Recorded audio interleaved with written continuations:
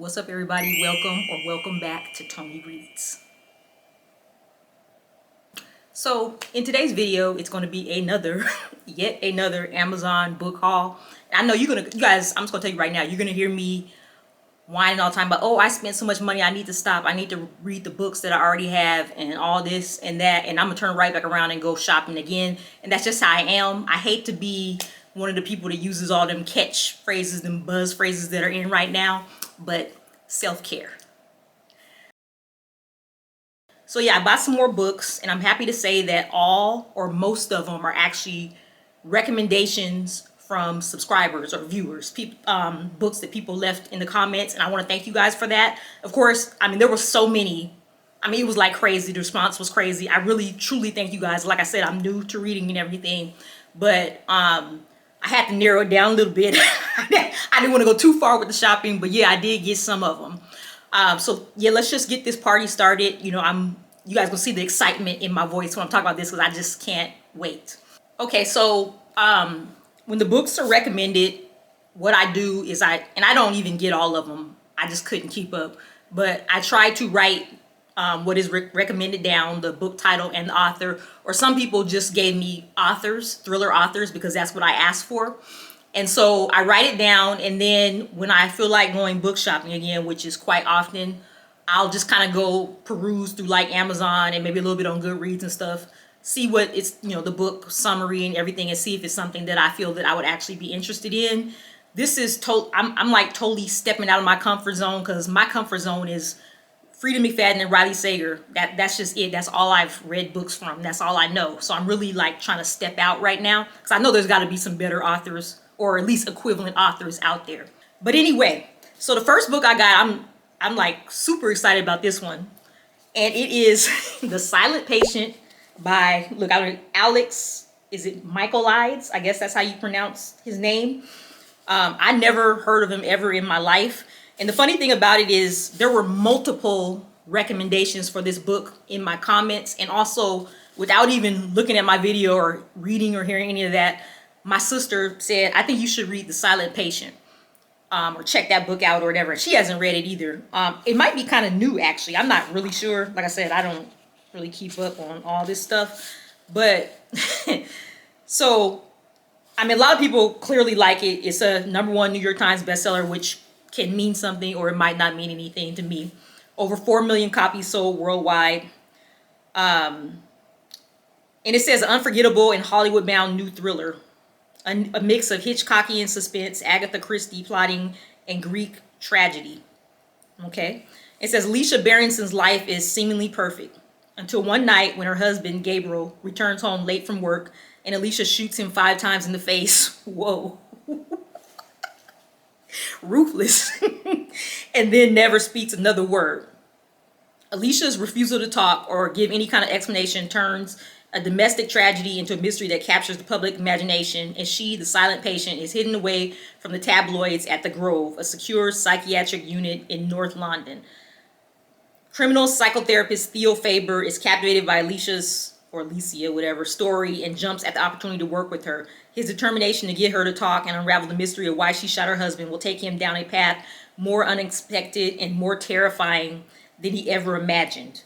Okay, so this plot is something. It's not some ex-wife. It's not some wife locked up upstairs. It's not some, you know, people working in an office. It's not at a school or anything like that. This is something, this whole, what do you call it? I heard my sister use the word trope, or so I don't know what it's called, whatever. The whole theme of this book is something that I haven't read before. So this should be really interesting. This book actually, like I said, I don't always pay attention to reviews, but this book gets really great reviews, and I just can't wait to read this one. Let me see how many pages. About 350, 351-ish or something like that. That's right, you know, around the length that I like. Actually, I prefer really a little smaller, but that's fine. As long as it's under 400, I can do that. So I'm really looking forward to this one. I don't know. I'm not going to sit here and say, oh, I'm going to read this one next, because it's probably not going to be the case, because I always change my mind. But I'm really looking forward to The Silent Patient. And thank you guys for recommending this book. Several people recommended this book. Thanks. Okay, so the next book I got is It's called No Exit, and it's by Taylor Adams. I can't remember if somebody recommended the book and this author, but I know for sure somebody recommended Taylor Adams. The other thing that caught me when I was looking at this one is it says it's now a 20th Century Studios movie on Hulu. I watch thrillers and stuff, and I don't think I ever seen this movie, and I have Hulu, so I'm looking forward to watching the movie. But now, since I'm a reader, I'm going to read the book first, then watch the movie, and then critique the movie, because that's what I know that a lot of readers do. I've heard a lot of readers say that the books are always better, and I'm gonna let myself be the judge of that. But anyway, so 13 hours, 4 strangers, 1 missing child, no exit. She knows her odds. She'll fight anyway. I don't want to sit here and just read the whole thing, but I'm just going to read a little bit. I might end up reading the whole thing. Who knows? On her way to Utah to see her dying mother, college student Darby Thorne gets caught in a fierce blizzard in the Colorado Rockies. With the roads impassable, she's forced to wait out the storm at a remote highway rest stop with no cell phone reception. Every time there's no cell phone reception, you know there's going to be trouble. And this is why I stay like within city limits all the time, because I didn't watch too many movies and read too many books now. Inside are some vending machines, a coffee maker, and 4 complete strangers. Desperate to find a signal to call home, the exhausted young art student goes back out into the storm and makes a horrifying discovery. In the back of the van parked next to her car is a little girl locked in an animal crate. Ooh. Who is the child? Why has she been taken? And how can Darby save her? Let me just keep reading. There is no way to call for help and no way out. One of her fellow travelers is a kidnapper. But which one? Trapped in an increasingly dangerous situation on the edge of civilization with a child's life and her own on the line, Darby must find a way to break the girl out of the van and escape. But who can she trust? What I like, I was listening to what people said. It said the twists go off like a series of expertly planned detonations, and the tension never lets up. I was blown away. That's what I like to hear, because I hate to be bored when I'm reading a book. And that's why I don't like to read real long books, because I know I'm going to get bored even if the book is good, because it's just going to, to me, keep dragging. So when you say something like the twists go off like a series of expertly planned detonations, I don't know if I'm saying that word right, and the tension never lets up. That's why I want to hear the tension never lets up. I want it to be good all the way through. I want it to be action-packed or something that keeps me guessing the whole time. And that's what really kind of attracted me to this book. And not to mention, I just wanted to try something different. I also wanted to try reading a book and then watching the movie. And then also Taylor Adams was an author that was recommended to me. So I'm really looking forward to this book. And I don't know if I said it already. It looks like it's about 3-something. It doesn't even make it to 350, which is great because I like shorter books. So this is going to be awesome. I can't wait to read this book and then check out the movie.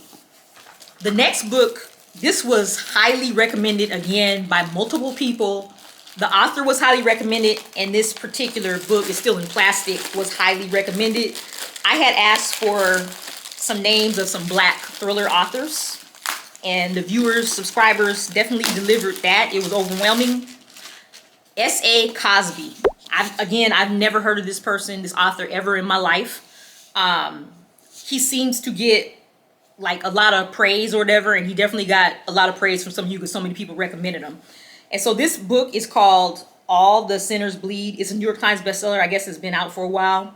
And he's the author of Razor Blade Tears. Now, I did look at Razor Blade Tears too, and it didn't seem like I would be interested in that book. I might check it out later on, but I decided to get this one. I didn't even put it up and show you. I decided to get this one first. I love the cover. This is something different. I just like the colors and the way it looks. A big old giant bright orangish yellow sun, and this tree branches over it and everything. I just like the colors.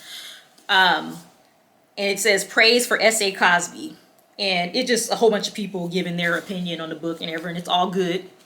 And so it says a black sheriff, a serial killer, a small town ready to combust. That really just got me right away. Titus Crown is the first black sheriff in the history of Sharon County, Virginia. In recent decades, Sharon has only had 2 murders. After years working as FBI agent, Titus knows better than anyone that while his hometown might seem like a land of moonshine, cornbread, and honeysuckle, secrets always fester under the surface. Then a year to the day after Titus's election, a school teacher is killed by a former student and the student is fatally shot by Titus's deputies. Those festering secrets are now out in the open and ready to tear the town apart. As Titus investigates the shootings, he unearths terrible crimes and a serial killer who has been hiding in plain sight, haunting the dirt lanes and woodland clearings of Charon. I think I'm pronouncing that right. With the killer's possible connections to a local church and the town's harrowing history weighing in on him, Titus projects confidence about closing the case while concealing a painful secret from his own past. At the same time, he also has to contend with a far-right group that wants to hold a parade in celebration of the town's Confederate history. This just, I mean, black sheriff, serial killer, small town, far-right group. I mean, it's just some stuff that's never been in any of the books that I have read so far. And so it seems like really, it just caught my interest right there. Sharon is Titus's home and his heart, but where faith and violence meet, there will be reckoning. Power and Unforgettable, All the Sinners Bleed confirms S.A. Cosby as one of the most muscular, distinctive, grab you by both ears voices in American crime fiction. So this is kind of a new area for me. This is like a crime thriller. I've heard people use that term. Mostly what I've been reading, I know like Freida McFadden is psychological thriller, and I believe Riley Sager is the same. But this is more like a crime thriller. Now, I do like crime movies and everything, so I'm thinking this is something that I want to kind of branch out to. But I'll see after reading this book, and I'll see if S.A. Cosby is as good as you all say that he is. Okay, so the next book I got is called Things We Do in the Dark, and it's a novel by Jennifer Hillier, I think, or Hillier. I think that's how you pronounce it. I don't know if you see, it's like a woman's or girl's face right there, and like her eye, you know, dark bluish kind of background and everything, kind of creepy looking. And so Jennifer Hillier is USA Today bestselling author of Little Secrets. I've never heard of that book, never read it, obviously. But if I like this one and I like her style, I might check that one out as well. This one is about 350-ish pages.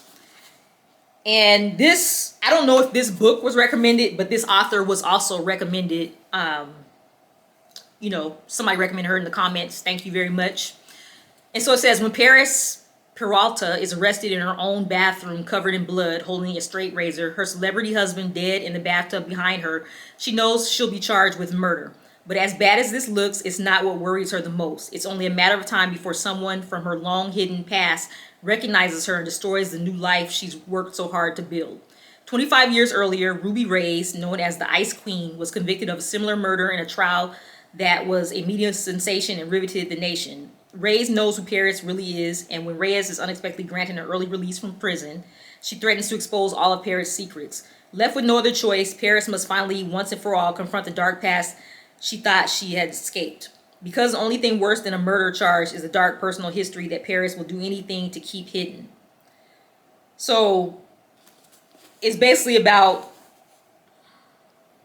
let's see, her husband's killed in their bathroom. She's thinking she's going to be charged with murder, obviously, because she has a straight razor and blood or whatever. And then there's somebody else that's known as the Ice Queen that was also convicted of a similar type murder. She's going to be getting out early, and then she wants to expose Paris. That's what it sounds like. Again, this is something, it looks super interesting, and it's something a little different than what I'm accustomed to reading. So I'm really looking forward to reading this book and hopefully checking out more from this author. And then last but not least is a book called, I think this is all I got. See, it's a very small haul. The Stranger in Her House by John Mars. I don't think this book was recommended, but I think this author was recommended. I can't really remember though. And so John Mars is the best-selling author of What Lies Between Us. I never heard of that. Haven't read it, obviously, but if I like this book, I might check that out. And you know what? Even if I don't like this book, I still might check out the other one if it sounds good. And this one is about 338 pages, which again is right in line with what I like to stick to. Actually, you know what? I even like shorter. So if you guys know some authors that write just quick, you know, fast books that are like maybe under 300 pages, let me know about those as well, that for thrillers. And so it says, a stranger has infiltrated your family and now he's taking over. Paul's just here to help, or so he claims. Sent by a charity for vulnerable people to do odd jobs for elderly widow Gwen. But for Gwen's daughter Connie, there's just something about Paul that rings alarm bells from day one. He's a little too kind, a little too involved. Worse still, Gwen seems to have fallen under his spell. The last thing Connie wants is a stranger meddling in the safe routine she's built around Gwen. She loves being the one Gwen turns to for cooking, cleaning, and company. But the more Paul visits, the more Gwen is relying on him. By the time he conveniently finds himself between homes and has no choice but to move in, Connie is certain he's trying to push her out completely. It's her word against his, though, and as her attempts to unmask him become even more desperate, she's not the only one left wondering if she's lost her grip on reality. But when events start spiraling rapidly out of her control, should Connie wage all-out war on Paul and risk losing Gwen forever, or has that been his plan all along? This book, it's a little bit, the subject matter is like lighter than what I'm used to, and maybe, you know, it could just me being fooled and just guessing and being wrong, but this kind of seems really super Lifetime movie-ish and maybe rated PG-13 or something, whereas other stuff is more, you know, it's murders and, you know, and rated R, you know, or whatever the case may be or whatever. And so I'm still real interested in this though, because it's a little different. It seems that it's different than what I'm used to. Usually there's like some kind of husband or a boyfriend or girlfriend or something, betrayal or just all this craziness. And I'm hoping that this has some twists and turns that are really going to shock me about who this Paul guy really is, or maybe it's going to turn out that Connie is really the bad person, or maybe the grandma, or is it her grandma or whatever, daughter, mom, whatever it is actually the bad person or whatever. I like to be surprised, and I'm hoping that this is going to surprise me. Again, the author is John Mars. Never heard of him, but somehow this got on my list because I wouldn't just went to him on my own. So thank you, whoever recommended this. I hope that it's really good. But anyway, yeah, like I said, that was just a small Amazon haul. I'm probably gonna have to make a video about my TBR list, because I know, I mean, it's gonna be like that. Just point blank. And now I just kind of want to chill and not spend any money for a little while and just read the books that I have. Also, I'm just letting you guys know, I might have mentioned this before, I'm seriously considering getting a Kindle. Although I said I don't like to read on electronic devices. I've only read Kindle. I tried to read a Kindle book on my phone, and that's like, I don't like that. It's too small. And I didn't like it at all. And I didn't like the fact, like, if I fell asleep, I kind of didn't know where I left off and stuff. But of course, obviously a real Kindle, I think it's called a Paperlite or something like that, whatever the one that's out now.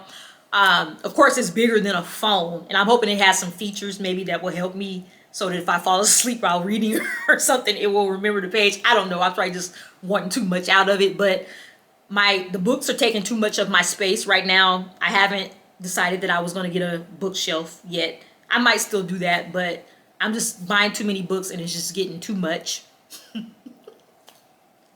So I want a Kindle. Plus, reading from the Kindle version of the books is cheaper than buying the paperbacks.